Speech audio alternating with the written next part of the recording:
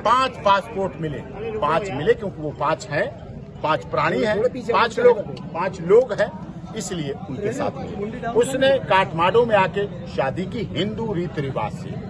उसके बाद सचिन ने कहा शादी हमारी हो गई, हम पति पत्नी हो गए, हम एक दूसरे के हो गए, इतने वर्षों से जो थे अलग, अब अपने बच्चों को भी ले आओ। उसने कहा देख लो बच्चों को तुम स्वीकार करोगे, तुम्हारा परिवार स्वीकार करेगा।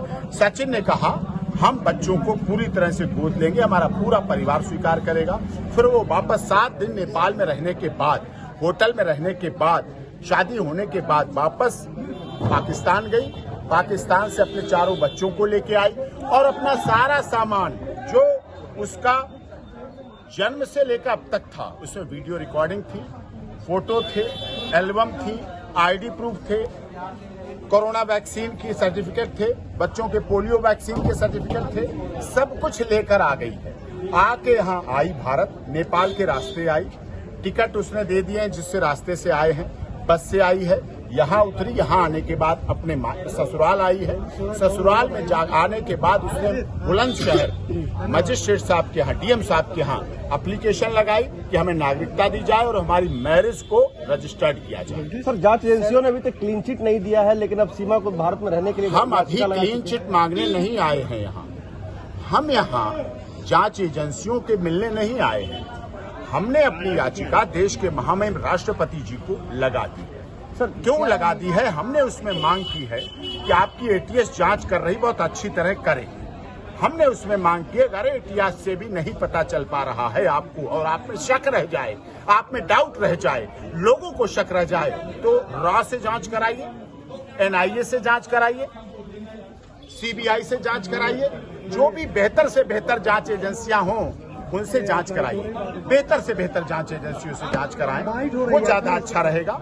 और आपको फिर भी शक रह जाए तो सीमा वाइफ ऑफ सचिन मीना का पॉलीग्राफ टेस्ट कराएं, ब्रेन मैपिंग टेस्ट कराएं, लाई डिटेक्टर टेस्ट कराएं, जो भी टेस्ट कराने हैं अधिक से अधिक वो टेस्ट कराएं, बच्चों का टेस्ट कराएं। ये भी आए सवाल आता है सीमा से क्या बातचीत हुई, कानूनी प्रक्रिया अभी पीछे कुछ आपके सवाल थे तलाक को लेकर। तलाक को लेकर कल मैं देहरादून था, एक डिबेट न्यूज चैनल ने मुझे जोड़ा और उधर से गुलाम हैदर भी, जो उनके पूर्व पति थे, वो भी जुड़े थे। न्यूज चैनल के लोग पूछ रहे थे कि सीमा आईएसआई है, सीमा आतंकवादी है, सीमा जासूस है। मैंने कहा सबसे अच्छा मौका है कि इनके पूर्व पति गुलाम हैदर जुड़े हुए हैं, उनसे आप पूछ लीजिए, उनसे जानकारी कर लीजिए। जब उनसे पूछा गया तो उन्होंने साफ तौर पे कहा हमें 4 साल से उसके बारे में नहीं पता, वो आईएसआई है, वो आतंकवादी है, वो जासूस है। मैंने कहा आप बताइए क्या पाकिस्तान सरकार, पाकिस्तान की पुलिस या आतंकवादी उससे मिलते थे, उसके संपर्क करते थे? उन्हें हमें नहीं पता मिलते थे कि मिलते नहीं थे। इससे सिद्ध हो गया उनका तलाक हो चुका है और हिंदू रीति रिवाज से शादी हुई, अब वो यहाँ आई है। अभी क्या बात हुई सर?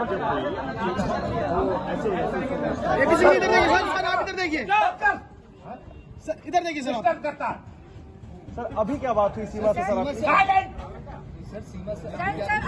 अभी क्या बात हुई सर सीमा से आपकी?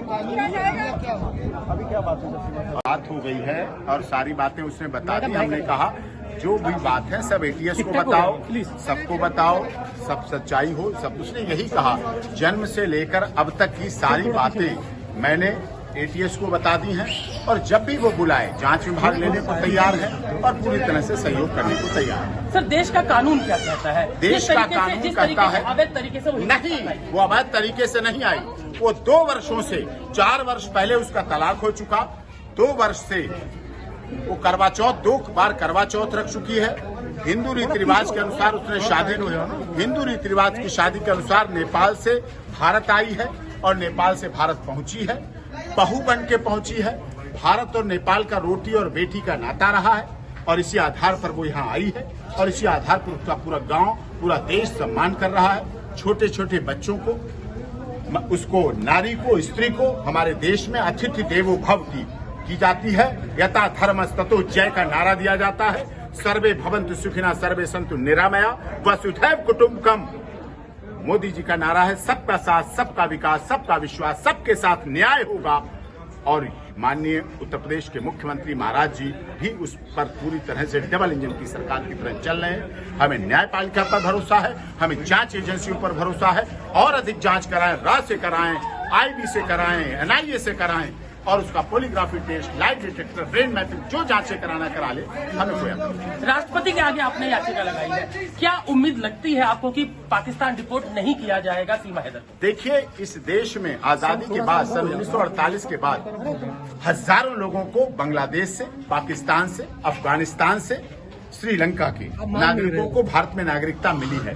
हमने उनका डाटा भी दिया है देश के महामहिम राष्ट्रपति जी को, और उस डाटा के आधार पर इसे भी नागरिकता दी जाए। अदनान सामी को नागरिकता दी, रह रहे हैं, अभी भी अक्षय कुमार रह रहे हैं, दीपिका पादुकोण रह रही हैं, विदेशी नागरिक होने के बाद भी भारत में रह रहे हैं। तो ये तो भारतीय है, भारत की बहू है, डोली आई है, उसका सम्मान करो।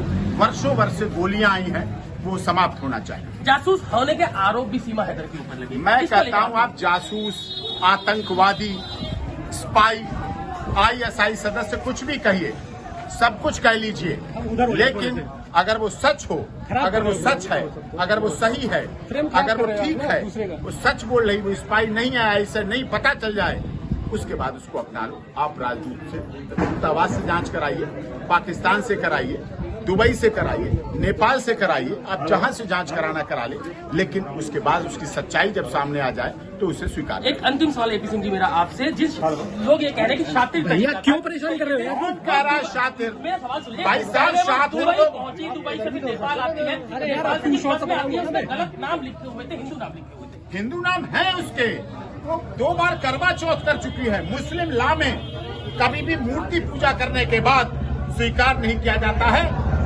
उसे दूसरे शब्दों से प्रयोग किया जाता है। कभी भी मुस्लिम लॉ में, मुस्लिम धर्म, इस्लाम धर्म कभी भी उसको स्वीकार नहीं करता जो एक बार मूर्ति पूजा कर लेता है, हिंदू धर्म ग्रहण कर लेता है। सर एक सवाल और, आपको क्या उम्मीद लगती है अब जब आपने राष्ट्रपति का याचिका लगाई है, क्या नागरिकता मिलेगी? हमें देश की न्याय व्यवस्था, कानून व्यवस्था, मैडम क्यों खराब कर रही हो आप? क्या सबसे ज्यादा प्रॉब्लम है क्या? प्रॉब्लम है। एपी सिंह जी को आपने सुना, अभी सीमा हैदर से मिलके आए हैं, और राष्ट्रपति के पास उन्होंने याचिका लगाई है, और उनका कहना है कि उन्हें भारतीय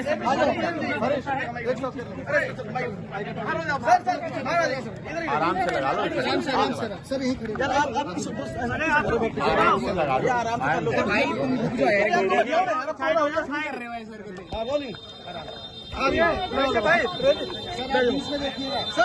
सीमा हैदर से क्या बातचीत हुई? सीमा हैदर से ये बात हुई, उसने मुझे जो बातें फोन पे बताई, हमें क्या सीमा हैदर से जो आप लोग बोल रहे हैं बार बार, अभी सीमा हैदर ना बोले, मेरी आप मोबाइल नीचे करो दरख्वास्त है। अब सीमा वाइफ ऑफ सचिन मीना बोले, ये बोले वो अच्छा रहेगा, ये अच्छा ही बात है। इसलिए मेरा कहना है कि सीमा 2 बार करवा चौथ का व्रत रख चुकी है पाकिस्तान में। पाकिस्तान में वो हिंदू धर्म ग्रहण कर चुकी है। पाकिस्तान में ही पूजा, संस्कार, पद्धति, मूर्ति पूजा कहती थी। और मुस्लिम लॉ में, इस्लाम धर्म में, जो कोई मुस्लिम व्यक्ति मूर्ति पूजा करने लगता है उसे काफिर कहा जाता है, और उसे अपने धर्म में वापस नहीं लिया जाता है, काफिर हो जाता है। अब वो धर्म अपना हिंदू धर्म ग्रहण कर चुकी है। हिंदू धर्म ग्रहण करने के बाद वो नेपाल आई, नेपाल भी लीगल रास्ते से आई। नेपाल से कोई भी फ्लाइट डायरेक्ट काठमांडू नहीं आती है। नेपाल से दुबई आई, दुबई से नेपाल आई, काठमांडू आई। वैलिड वीजा, वैलिड पासपोर्ट के तहत आई। उसके 4 बच्चों के पासपोर्ट वैलिड है, उसका पासपोर्ट वैलिड है।